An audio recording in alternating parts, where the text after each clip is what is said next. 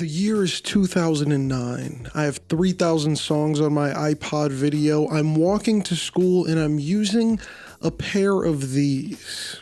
All I can think about on this walk is how much I need the over-the-ear, noise-canceling, powered Beats studio headphones. But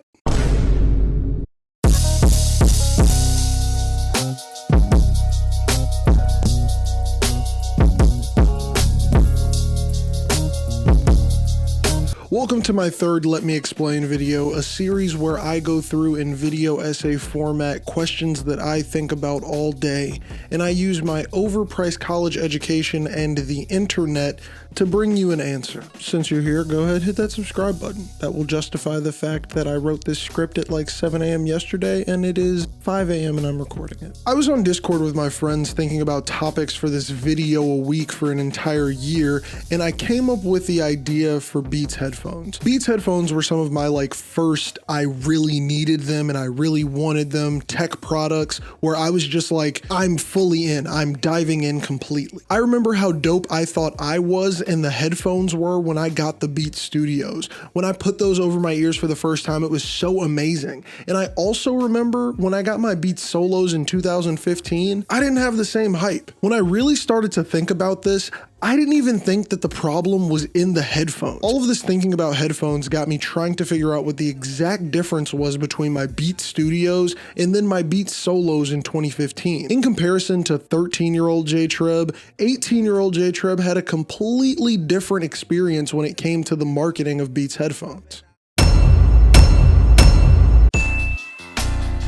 Beats by Dr. Dre was founded by Jimmy Iovine and Dr. Dre in 2006, and they had two goals. Their first goal was to fix music piracy, which how the hell were they gonna do that in 2006? And their second goal, which was a little bit more attainable, was to fix audio degradation in commercial music. They specifically cited the Apple EarPods that came free with every iPod as an issue in the music market because everyone was getting used to the cheap sound of those plastic headphones that came for free with their devices. Now, what do you think happens when you mix one of the world's best producers with the co-founder of Interscope Records when they have the goal together of fixing music quality in the music industry? You get them hiring people who actually know how to make headphones. The Beats team partnered with Noel Lee and his company Monster to bring the Beats Studios to market, and they set the streets on fire. Bring the action. You would be hard-pressed to find a photograph of LeBron James from 2006 to current day where he does not have some Beats near him or around him when he's about to go play basketball. I dare you. Look, I tried. Beats single-handedly brought back the trend of wearing headphones around your neck for fashion in public, and also commuting around with a product the size of an Oculus Quest strapped to the top of your head on public transit. But what was the cause of the youth of America receiving unnecessary neck workouts from 2006 to 2015? Say it with me: marketing. In 2006, most tech companies would advertise on TV, radio, and then a couple celebrity endorsements here and there.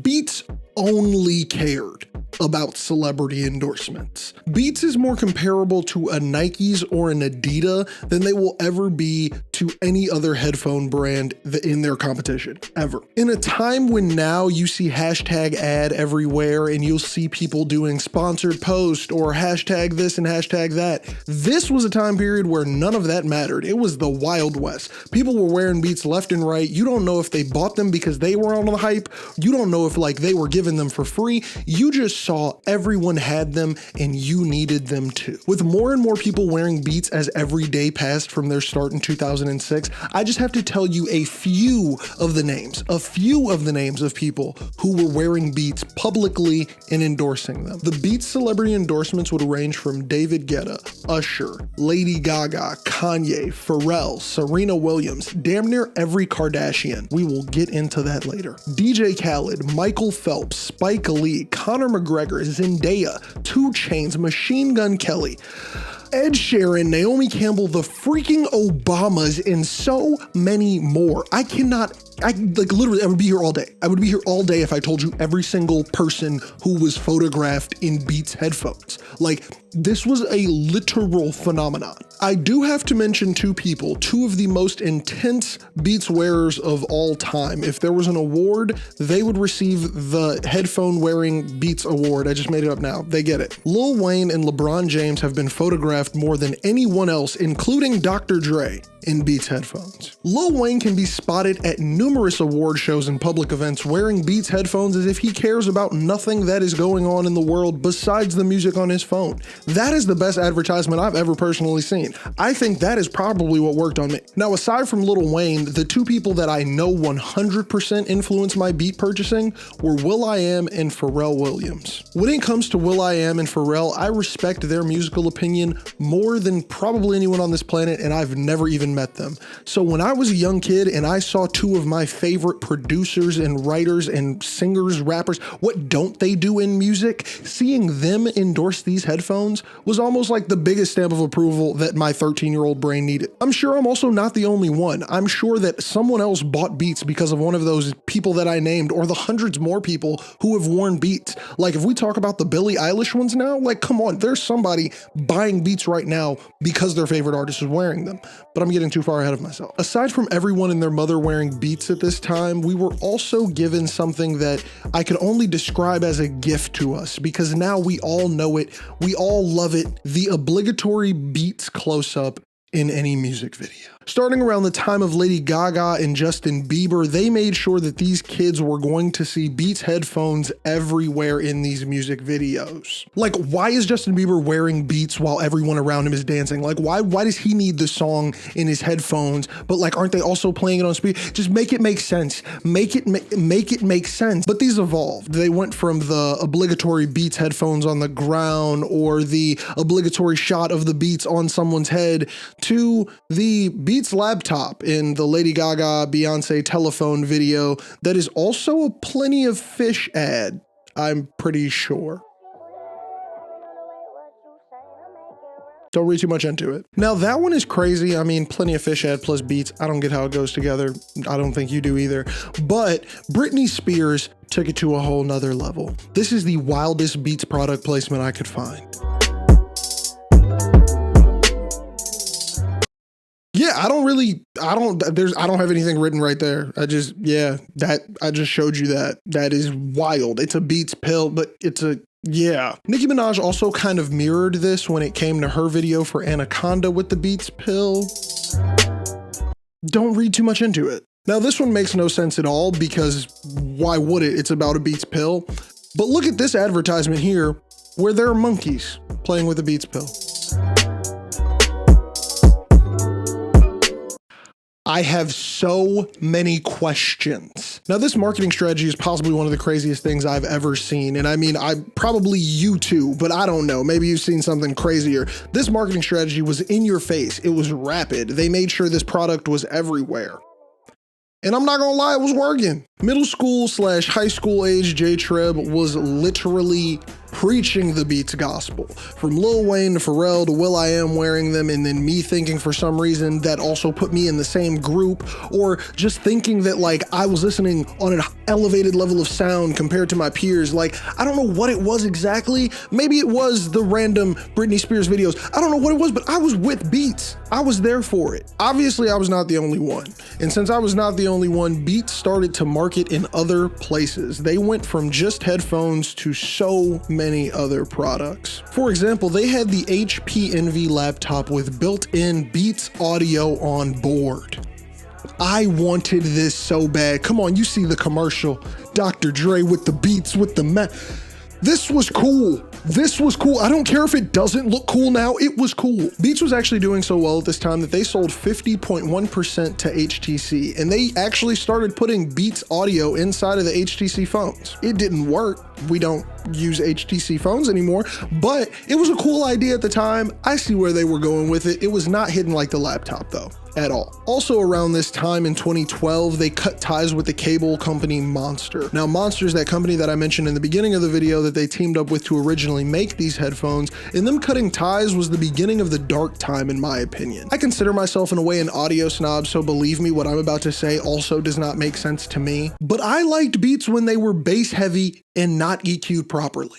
Now I know, it's a hot take. A lot of people actually hated the time period in which the Beats headphones favored the bass, but for some reason, I loved that. I listened to a lot of rap and classical music, weird combination I know, but I was listening to that at the time, and these headphones sounded so good for all the music that I wanted to hear. Apparently no one cared about my opinions on Monster being involved with Beats because they then grabbed 64% of the market share, and although they took away something I loved from the product, they gained so much more. But when they take it, they give. That's not how the quote goes. That's just, yeah. Beats used the severing of ties with the company Monster to unveil new products such as the Beats exclusive headphones. I don't think you quite understand how much I wanted these headphones. If I was an adult when these headphones came out and I had adult money, no. They also dropped one of their most popular products of this time, the infamous Beats Pill. Speakers, we supposed to be loud. I bet everyone who was watching this who was a teenager in the 2010s era has listened to music off of Beats Pill. You like music?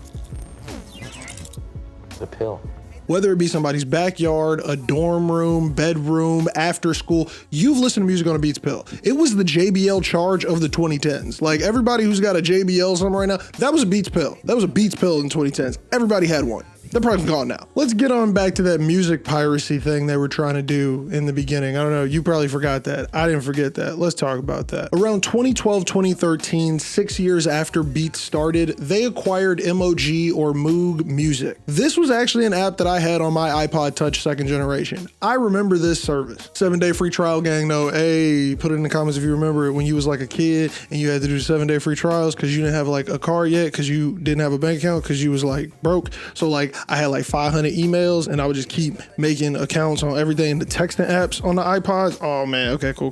We gotta go back to the video. They acquired Moog, but they quickly turned it into the overly advertised, barely what you thought it was, Beats Music. Yes, Beats Music launched in January 2014 with the promise of giving you unlimited downloading and streaming on tens of millions of songs. They said that this would layer on top features that would give you the feeling only music that moves you can. The right song at the right time will give you a chill, make you pull someone closer, nod your head, sing in the mirror, roll your car window down, and crank the volume to the right. That is literally from their press release. How do you deliver on that as a music technology company? How do you, like, that's just, I hate when companies word shit like that. I literally just looked it up. It's just an algorithm like Spotify, but they used DJs and radio personalities to curate the like list that it would learn from.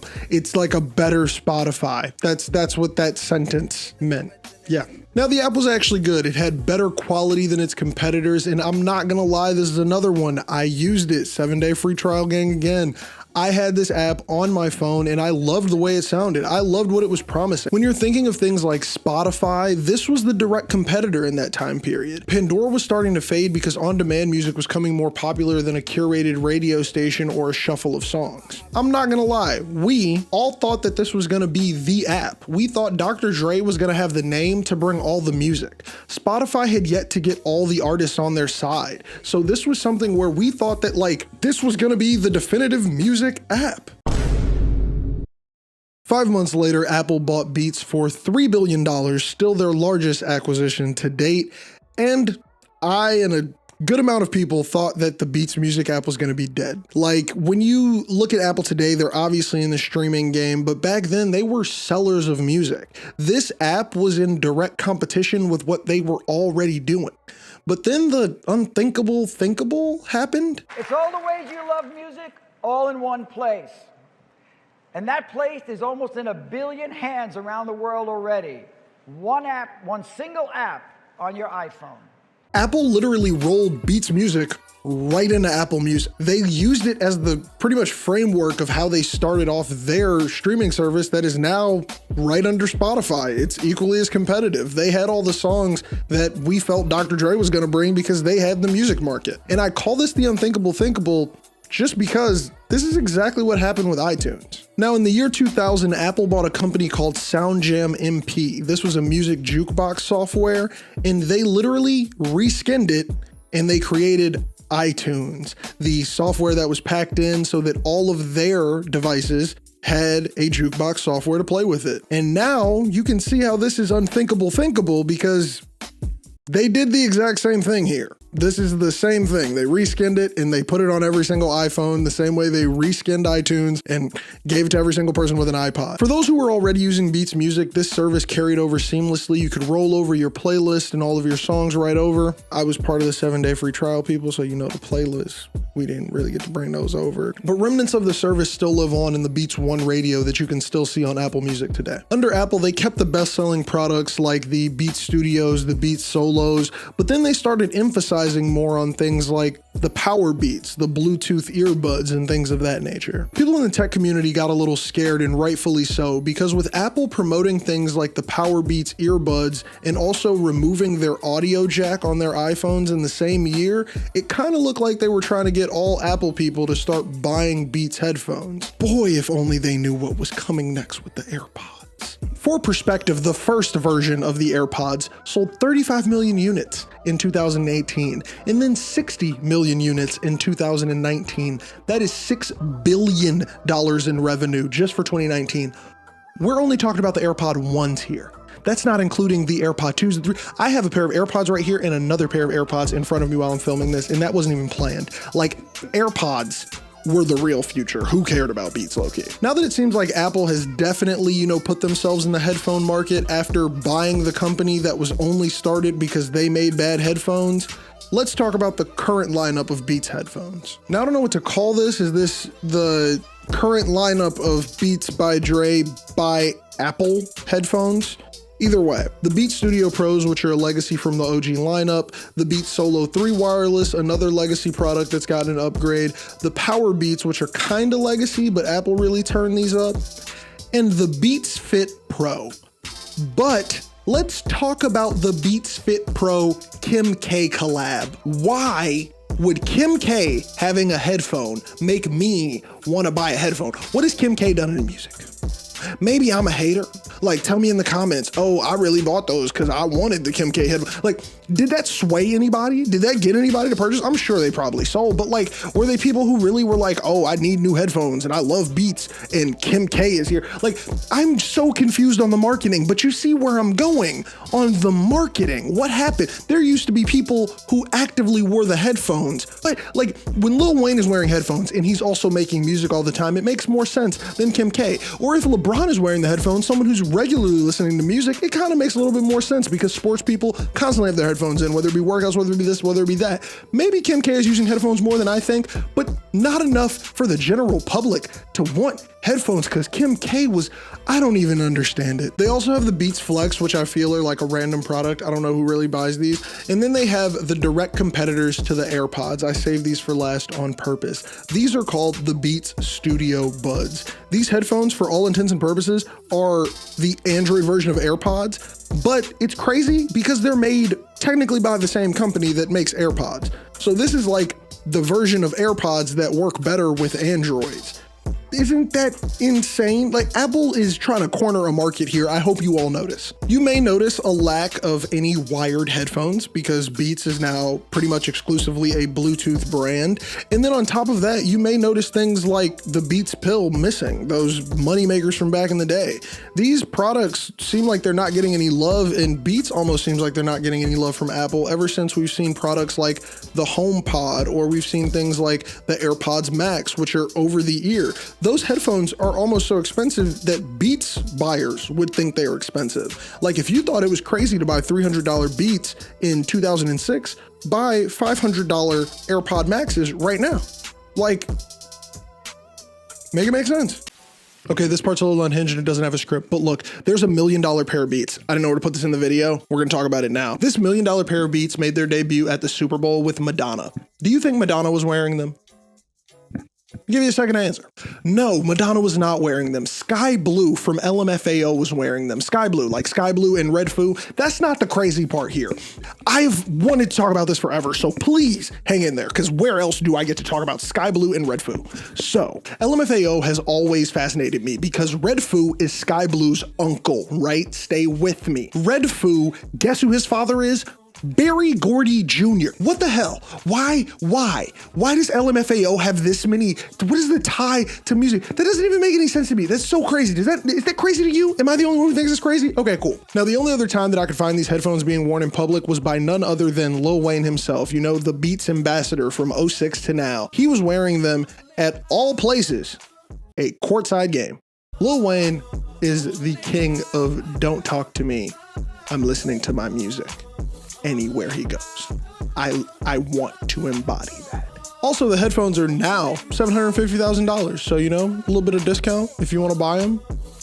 Check online. I'm not going to link it because that's stupid. Why would I link something I can't afford? Now, the answer that I found here through all of this random Beats research was something that might be pretty typical, and I low-key kind of said it at the beginning of the video. The marketing. God damn it, Gump!